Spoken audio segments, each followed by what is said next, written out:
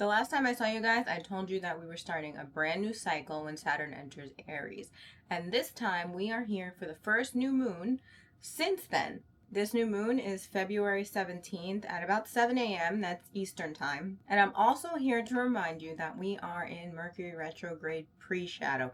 If you don't know what any of that means, we're about to get into it. I'm Sammy. I'm at Infinity Aura Avenue, where I do all kinds of cool stuff that's good for your aura, including astrology to help you reach whatever goals you're working on.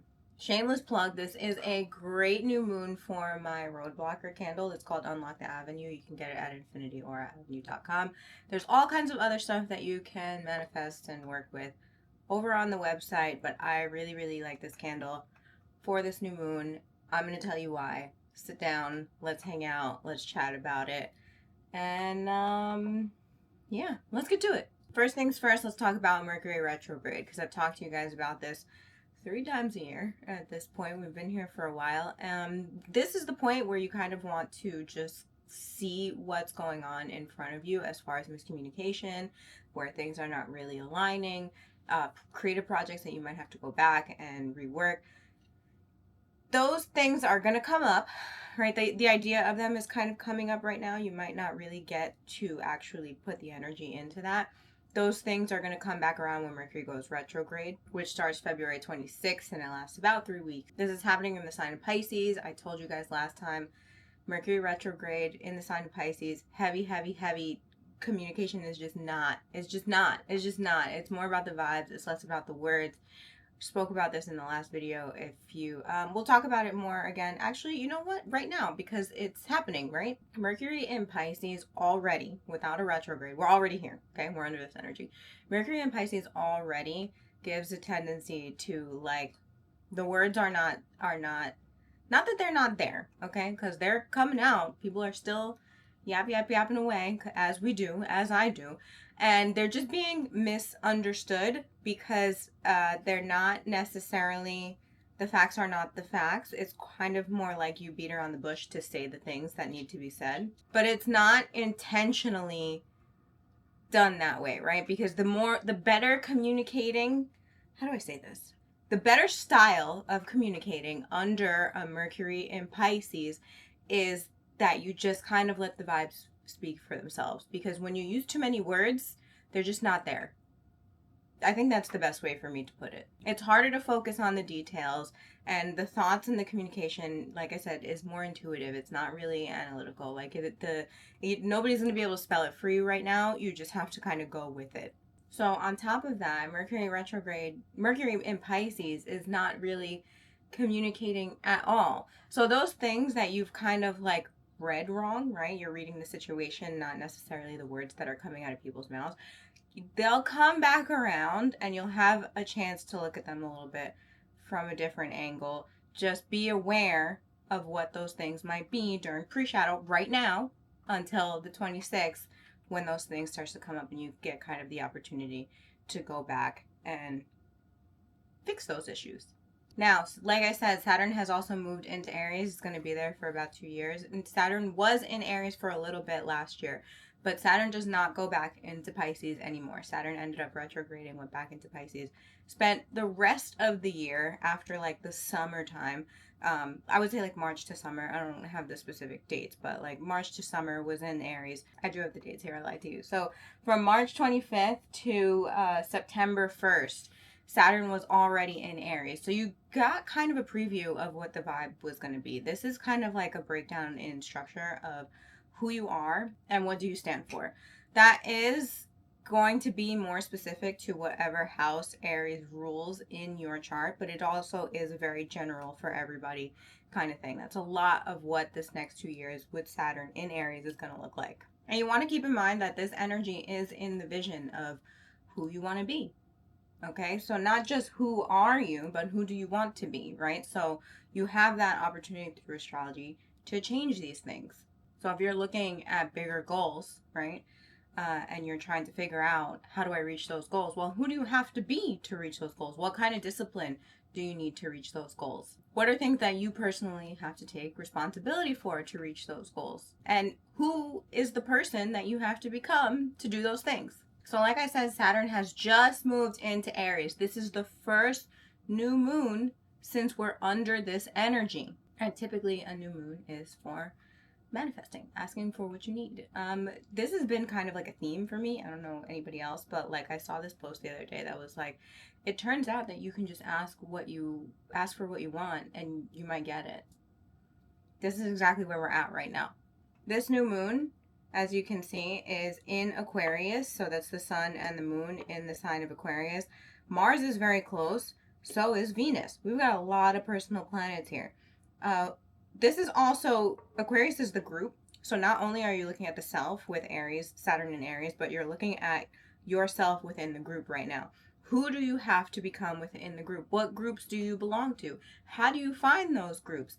And what do they mean to you? How do you value those groups? And where do you bring value into those groups? This is an annular solar eclipse, which means that you can kind of see the sun around the moon. Like they call it the ring of fire. So while this is a dark moon, there's also this ring of fire, right? There's still light, and this light is encompassing the moon. So not only is this a manifesting moon, but this is also like a dissolution. The moon is literally on fire. The emotions behind this are literally on fire. And this can kind of come through like a revelation, like an aha moment, like, oh, okay, this is the person that I have to be. This is who I have to embody next. These are the things that are my responsibility to get done, and this is how I'm going to go about doing them. And while you have that aha moment, there's also this is an eclipse, so this kind of unfolds over the next 6 months. This is not something like you'll have that moment, but you're not just going to be that person. So this is something that has to unfold. You hear Logan's little tippy taps. He's walking around in here.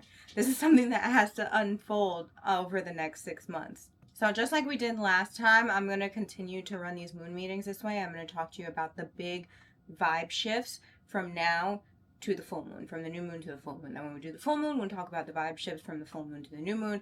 What I'm talking about when I say vibe shifts is the bigger transits where a planet is moving into another sign and the vibe literally shifts.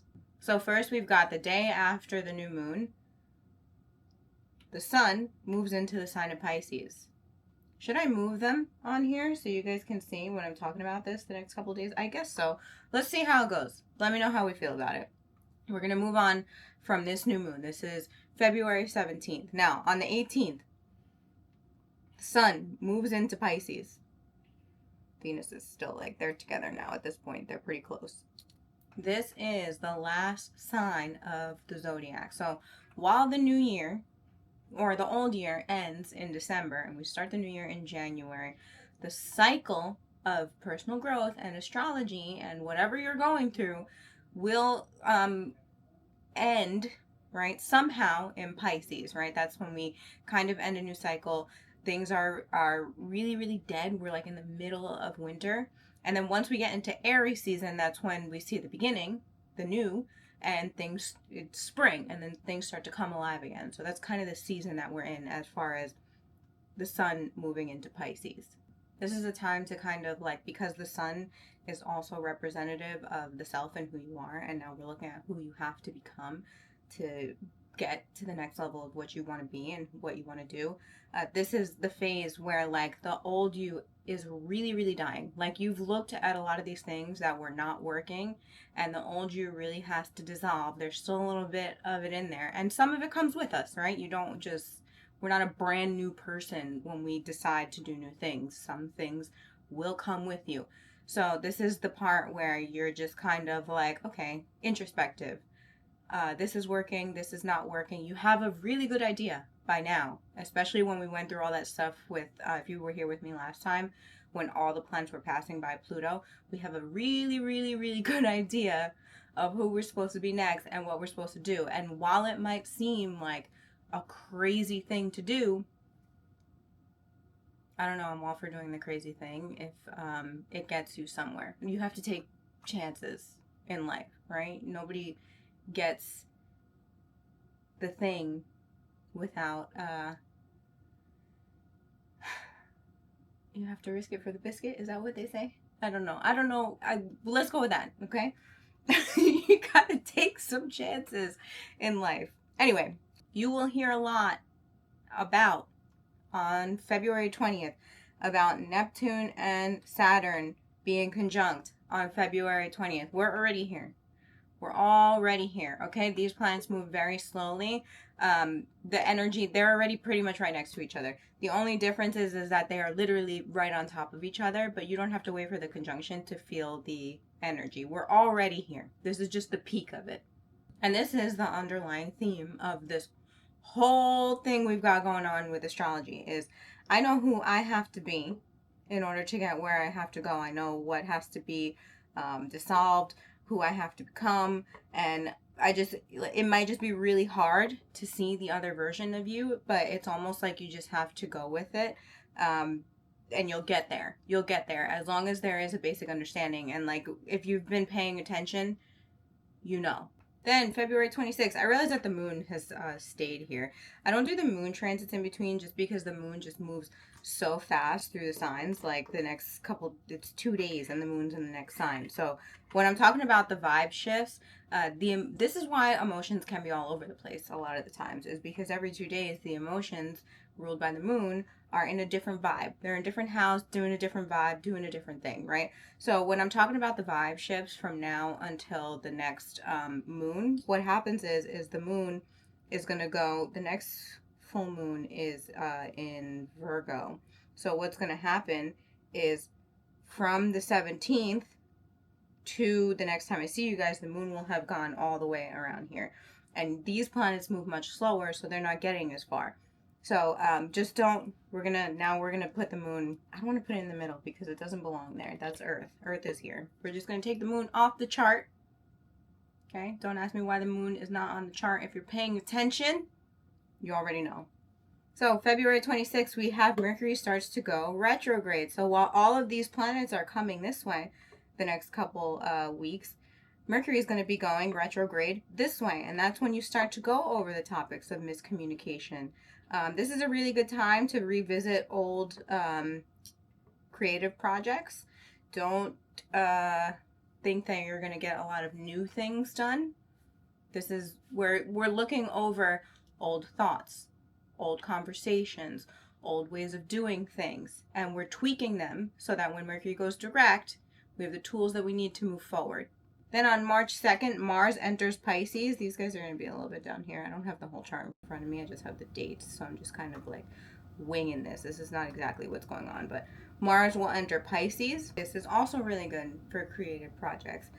This does also, you have the tendency to daydream a little bit more with Mars and Pisces here. And Mercury in here as far as like getting things done. This is a good time for like ideas and planning. Don't be so hard on yourself if you're not actually physically making moves that you can see. But make sure you're being productive in ways that if you're having new ideas coming up, how you should do things differently, write them down. And then by then, we've got we're back with the moon, full moon in Mercury. Full moon in Virgo on what is that, March 3rd, and that's the next time I will see you. Now the reason that I said I like this moon, let's go back. The reason that I said I like this moon for my roadblock candle is because you might have been working on some things, right? You might understand where you have to go, what has to happen next, but you might feel like there are some things in your way. That candle, you write yourself a little petition, what I'm working on, what roadblocks I'm being met with, and how I need help to move those roadblocks out of the way, and what needs to be done so that I can feel more productive, get more things done. And you light the candle, and then you wait. There's always like a waiting period. It's not like you ask the universe for things. Sometimes it's right away, especially if you ask for a sign. Sometimes I'm not even gonna get into that right now, but sometimes you ask for the thing and then you almost have to forget about it, and then one day it's like, oh, I did ask for that and here it is, and now I know what to do with it. So that's where we're at. The next moon meeting will be March 3rd. I will see you guys for that. Hopefully that helps. Get over to infinityaurav.com. get your fixed candles. I also have oils that you can use to manifest. Those are like my manifesting tools. As far as everything else that I have in here, we've got like some skincare stuff. It's more about about your aura. Okay, these are all things. If you look good, you feel good. If you're manifesting well, you feel good. If you're being productive, you feel good. Reach your goals, get some things done. Stop complaining. I do complaining too, but like whatever. I tell myself sometimes, like, if I'm going through something, I got about 2.5 business days to get through it, and then I got things to do. Like, I can't just wallow. It gets very dangerous. It gets very, very dangerous after a couple days of like, oh, poor me. Because I do it too. I'm not going to be like, I'm so great and I get everything done. No, sometimes I'm like, wow, I suck. Saying a lot of things. I suck. I can't get anything done and I feel terrible. And we've all been there. I give myself about 2 days before I need to get together and then get on and try to do something that makes me feel better, productive, brings back some energy to my aura. And I have curated a shop of things that help. So check me out on InfinityAuraAv.com. I will see you in the next moon meeting. Thanks for hanging out with me. I'm Sammy. I'm at Infinity Aura Av. Blah, blah, blah, blah, blah. See you later. Bye.